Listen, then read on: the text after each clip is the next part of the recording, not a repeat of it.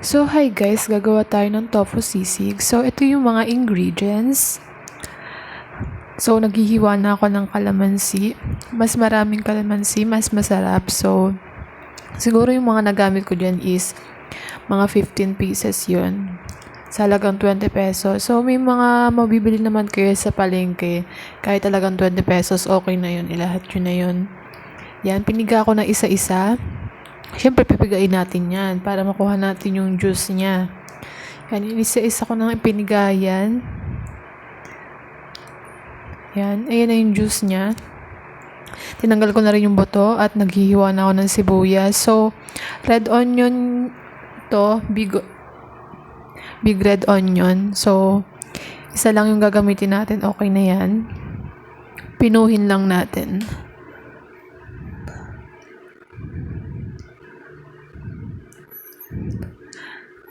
Masarap kapag maraming sibuyas, pero depende sa inyo kung gaano karami yung ilalagay nyo. Pero sa akin okay na to.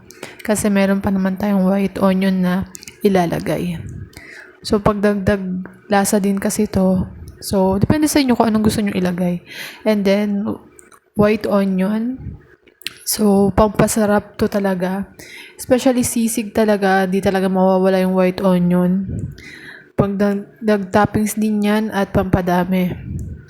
Next, syempre, hindi papahuli ang sili. So, nakakasarap talaga ng pagkain kapag maanghang. Nakakagana talaga kapag maraming sili.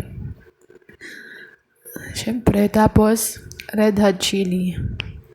So, yan ang lahat ng mga nagayat ko. Next, ang tofu. So, gayatin lang natin into cubes. Depende sa inyo kung gaano kalaki, gaano kakapal. Basta sa akin, ganyang size. Ox na yan. Depende sa inyo kung gaano kalaki yung hiwa. Pero sa akin kasi gusto ko yung ganyan lang. Bite size lang. Then, pinaghalo-halo ko na ang mayonnaise, oyster sauce, liver spread, and calamansi juice. So, depende sa inyo. Panlasa kung dadagdagan pa yan o hindi. And, syempre, hahaluin nyo yan mabuti.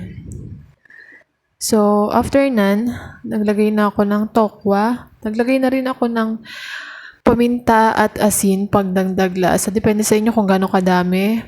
Tansya-tansya nyo na yan. Kasi ako nagtansya-tansya lang dyan.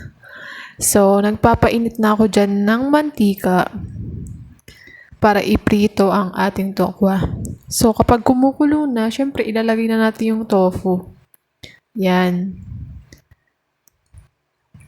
Depende sa inyo kung hindi masyadong crispy o crispy. Sa akin kasi tama lang yung gusto ko.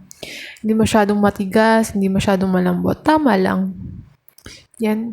Ipiprito nyo lang yan until golden brown. At pagkatapos ko magprito, nagisa na ako ng bawang tuloy ng sibuyas. And dinagdag ko na rin yung sili, yung mga sili natin. So, para kumapit na yung anghang dun sa gisa.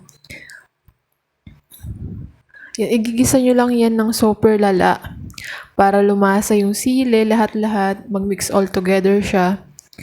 And after that, ilalagay na natin dyan yung tokwa. Basta igisa nyo lang siya ng malala. Yan, nilagay na natin yung tokwa. Yan, halu-haluin lang natin. Siguraduhin nyo lang nagisang-gisa bago ilalagay yung ating secret sauce. Yan, yung minix natin kanina.